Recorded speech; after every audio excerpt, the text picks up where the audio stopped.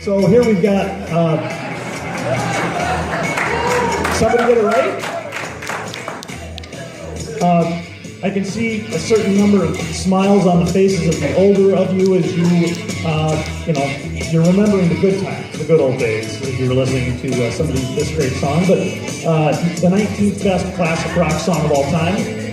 Now, the Rolling Stones are the longest performing band, because they're still going, in history at more than 5 decades.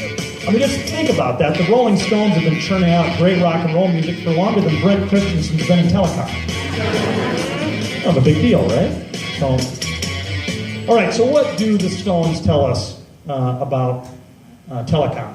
Because I try and I try and I try, I can't get no satisfaction. And we all know that a reduced rate of return is coming with the USF order. I mean, we've been living with an authorized rate of return of 11 1/4. Over 6 years, this is going to phase down to 9 3/4. And that'll be the rate of return that's used right away in the model. This really deals with the rate of return path, this phase down. Now, some people think that doesn't sound like a very big number, right? I mean, 1.5% doesn't seem like a big number.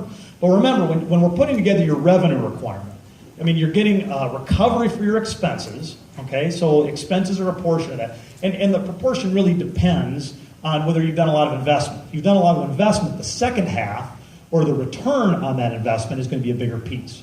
So for those of you who've done a lot of investment, that may be 30, 40% of your total revenue requirement. That would be a lot of investment, but that wouldn't be unheard of.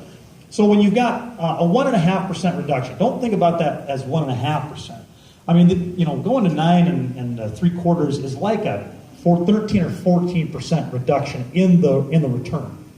That's a big number. So if 1/3 of your revenue requirement is that return, then you're going to take 1/3 of that 14%.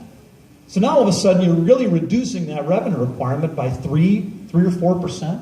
It's a bigger number than I think people realize. And yes, it does phase in over 6 years, but I think dollars and cents, this really does move the needle, I think in a pretty substantial way. And because most people are running a pretty tight operation now, when you need to go cut another 4%, I think that's going to mean significant operational changes. I don't think we're really going to be playing around the edges when we're dealing with this. And frankly, operational expense limits from the FCC and capital expenditure limits as well.